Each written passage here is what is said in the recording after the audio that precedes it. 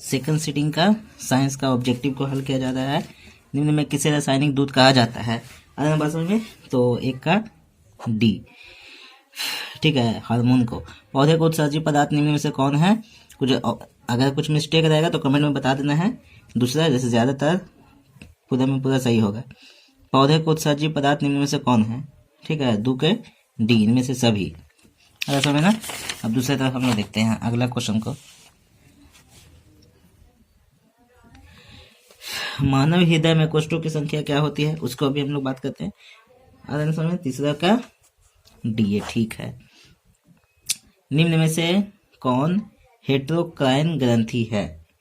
ठीक है, चौथा का प्यूटरी ग्रंथि, यकृत विदिशन, तो सी हो जाएगा। अब पांचवा की तरफ चलते हैं। पौधों में गैसों का आदान प्रदान कौन करता है? तो पांद्र भी, दांद्र से भी, जव की सतह से भी, यानी डी, ये ठीक है, डी। छठा की तरफ चलते हैं हम लोग। निम्न में कौन पुरुष हार्मोन है? निम्न में कौन पुरुष हार्मोन है? तो इसका हो जाएगा टेस्टोस्टेरोन, ठीक है। अब सातवां की तरफ हम लोग चलते हैं। सातवां क्वेश्चन, किण्वन क्रिया पाई जाती है? किण्वन क्रिया किसमें पाई जाती है? तो अमीबा में, ईस्ट में, ठीक है, तो ये बी हो जाएगा। अगला क्वेश्चन, प्रकाश संश्लेषण होता है, ठीक है, तो ये दिन में होता है, ये सही है। नौवां क्वेश्चन देखते हैं हम लोग। एक वयस्क मनुष्य में कितने दांत होते हैं? तो ये 32, ठीक है, ठीक है। अगला क्वेश्चन देखते हैं 10वां हम लोग। मस्तिष्क के उत्तरदायी है, तो ये हो जाएगा सभी, शारीरिक संतुलन में भी, हृदय स्पंदन में भी, सोचने के लिए भी। 11वां क्वेश्चन देखते हैं हम लोग। ट्रैकिया किस जीव का श्वसन अंग है? तो इसका हो जाएगा कॉकरोच। आगे देखते हैं हम लोग 12वां क्वेश्चन। शरीर में भोजन का पाचन किस क्रिया द्वारा होता है? ठीक है, तो 12 का हो जाएगा पाचन, ठीक है। आगे देखते हैं हम लोग।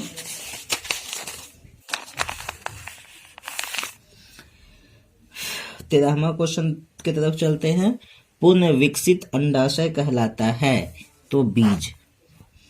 14 की तरफ चलते हैं। एक स्त्री में कौन से लिंग गुणसूत्र मिलते हैं?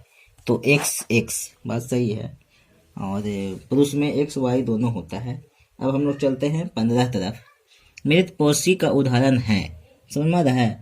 तो ये हो जाएगा उड़हल। आगे हम लोग देखते हैं 16वां में।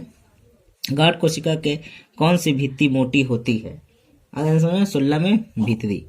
आगे चलते हैं हम लोग 17 में चलते हैं। वायुमंडल में नाइट्रोजन की मात्रा होती है, कितनी होती है? तो ये सी हो जाएगा, 78। अब हम लोग 18वां क्वेश्चन देखते हैं, ठीक है। प्रकृति में पृथ्वी पर ऊर्जा का मुख्य स्रोत क्या है? तो 18 का हम लोग को हो जाएगा सूर्य प्रकाश। आगे हम लोग देखते हैं 19वां की तरफ। तो 19वां क्वेश्चन है, the origin of a species नामक पुस्तक किसने लिखी?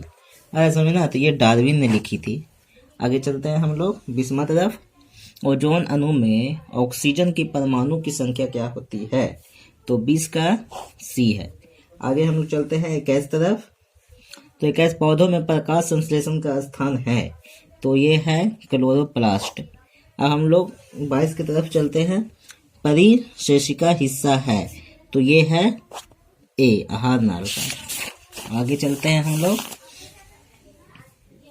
23 की तरफ चलते हैं। एक खाद्य श्रृंखला में तीसरे पोषी स्तर पर हमेशा कौन रहता है? तो 23 में हो जाएगा बी। आगे हम लोग चलते हैं 24 की तरफ। निम्न में कौन से समूहों में केवल जैव निम्नीकरण पदार्थ है? तो 24 का ए। 25 की तरफ चलते हैं हम लोग। लैटेक्स समानता कहाँ पाया जाता है? तो ये हो जाएगा इनमें से सभी, ठीक है। आगे चलते हैं 26 तरफ। तो मानव मूत्र में यूरिया का प्रतिशत होता है, तो सबसे ज्यादा होता है, ठीक है। 27 में चलते हैं। तो 27 में हो जाएगा हम लोग को भ्रूण का विकसित अंडाशय में होता है। तो 28 की तरफ हम लोग चलते हैं। निकट दृष्टि दोष में किस लेंस का प्रयोग किया जाता है? तो अवतल में, ठीक है। 29 में चलते हैं। लेंस की क्षमता क्या होती है? तो लेंस की क्षमता डायोप्टर है। आगे चलते हैं हम लोग 30 की तरफ। तो 1 किलोवाट घंटा बराबर होता है तो 3.6 इंटू 10⁻6 जूल के बराबर होता है। 31 की तरफ चलता है, प्रकाश का चाल न्यूनतम होता है, किसमें सबसे कम होता है, तो ये कांच में सबसे कम होता है। आगे चलते हैं हम लोग, निम्न में से किस लेंस की फोकस दूरी धनात्मक होती है, तो 32 का ए हो जाएगा। ठीक है, आगे हम लोग चलते हैं, लेंस की अवधान क्षमता, अवधान का एसआई मात्रा क्या होता है, तो ये इसका सी मात्र विहीन, इसका मात्र विहीन होता है। 33 का, अब हम लोग 33 का हो गया, 34 की तरफ चलते हैं। किसी अंतरिक्ष यात्री को आकाश कैसा दिखता है, तो अंतरिक्ष यात्री को आकाश अंतरिक्ष से हम लोग को काला दिखता है। ठीक है, अब हम लोग आगे चलते हैं 35 की तरफ। गोलीय दर्पण के परावर्तक पृष्ठ की वृत्ताकार सीमा रेखा का व्यास कहलाता है, तो 35 को हो जाएगा सी। 36 की तरफ चलते हैं, किस दर्पण में दूर की वस्तु का प्रतिबिंब सदैव सीधा होता है। ठीक है, तो इसका हम लोग का आंसर हो जाएगा अवतल में, उत्तल में, इसमें तो दोनों बनता है, केवल उत्तल में केवल समतल, या तो समतल या तो उत्तल, ये डी हो जाएगा। ठीक है, समतल में भी होता है काल्पनिक, उत्तल में भी होता है काल्पनिक, काल्पनिक में हमेशा सदैव होता है। ठीक है, तो आगे चलते हैं हम लोग 37 की तरफ।